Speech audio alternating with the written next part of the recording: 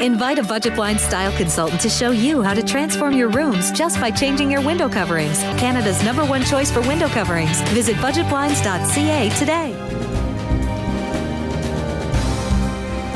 The Leominster Bobcats were looking to put a scare in the Grande Prairie Storm on Halloween night.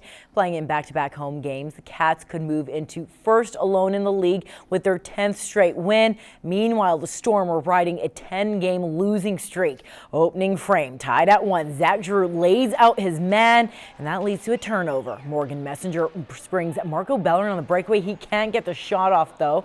Now, midway through the first Cats power play, Nick Quillen from the face-off dot will score. That's his second straight game with a goal for the D-man.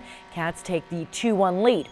Second period, Cole Josephchak from the point. Sean gets through, but Eric Raresink gives up the big rebound. Evan Schumi can't get a handle on it. Now later, Schumi down the wing, one-on-one, misses the net. Taylor Latosky from in the corner will step in front, gets not one but two cracks at it. Cats pepper Raresink with 40 shots. They win their 10th in a row, 4-1 the final. Their wins, we just talked about it with the guys. It's not something you can be proud of.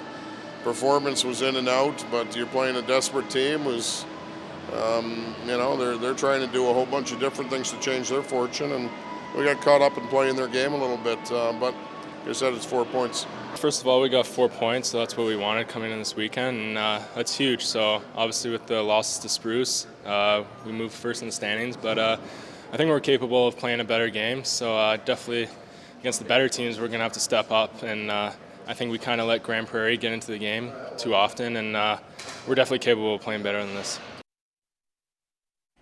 All right, it was the battle of the first at the Civic Center this afternoon. You had the 8-0 AAA Bobcats taking on the South Division's #1 team, the Calgary Flames. First period, Bobcats man advantage. Bryce Kindup goes shelf on the Calgary keeper to open up the scoring.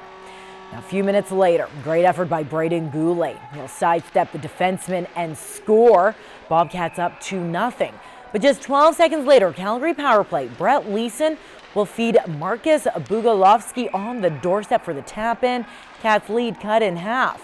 Now a 2-2 game still in the first. Ashton Oakes intercepts.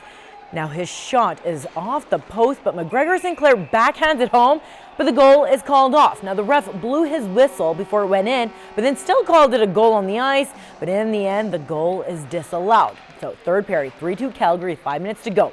Kobe Walker on the rebound goes skate to stick and scores. We're all knotted up at 3, but with just a little more than 2 minutes to go, Jared Bowman will wire one past Austin McGrath for the lead.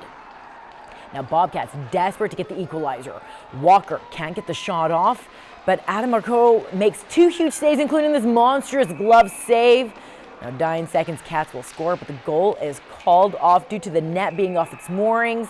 Lloydminster loses their first of the year, 4-3. We competed right to the end. We still had some chances at the end to tie the game up. I'm happy with their effort, and we'll just build off this. Little adversity helps a hockey team. Obviously you're disappointed to lose, but we can learn something from this. We just got to play with a bit more, grit maybe from the start. And it's a learning experience. Every time you lose, you got to take something from it. All right, PWM Steelers hosting the Calgary Fire, down 1-0 in the second. The Steelers respond on the man advantage. Kendall Hall sneaks one past the netminder. We are tied up at 1. Under 5 to go in the third. Still a 1-1 game. Chelsea Deboucher will send one from on top of the circle, finds the back of the net. 2-1 Steelers.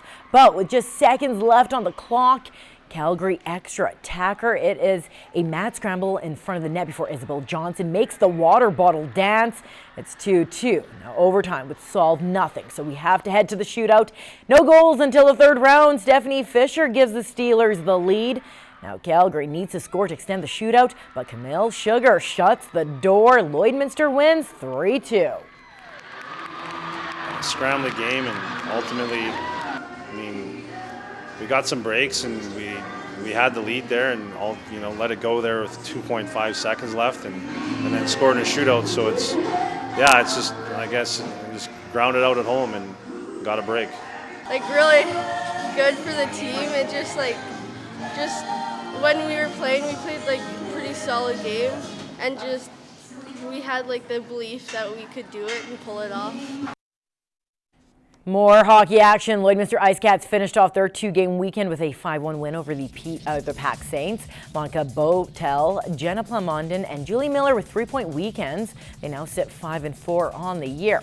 Now the Rohan Rage split their series with the St. Albert Flyers this weekend. Today they lost 5-2. That was their only their second loss in the year. Next up, they are in Grand Prairie for a 2-game road trip this weekend. And finally, in Junior B action, the Vegreville Rangers doubled up on the Vermilion Tigers 6-3. The Tigers fall to 3-6-2 on the season. To the hard court, the Lakeland Rustlers and the Kings Eagles finished off their home in Lloydminster. Both the men's and women's team beat the Kings University on the road. Now we're going to start with the women. Third quarter, home side up 40-18. Jenny Tonita sets up Rebecca Burns for the easy layup. That was 2 of her 17 points on the night. Now later, Shanaiki Lee with another 2 points. She, along with 3 others, would finish with double-digit points. Now still in the third, Lee with a bit of a misstep. Jillian Vanderven will get the ball for the 2 points. That was only one of 2 baskets made by the Eagles in that quarter. Now Rustlers were in control from the first tip-off, holding Kings University to single digits in points in 3 of the 4 quarters. Rustlers women win big, 81-31. Now over to the men's side, fourth quarter, Ricardo Joseph from downtown will nail the 3-pointer, gave Lakeland the 69-49 lead. Now next play, Aaron Yaremchuk's shot is no good, but Jacob Wojcicki and his mini man bun collect on the rebound. The Rustlers take this one 86-64. Lakeland with a sweep this weekend.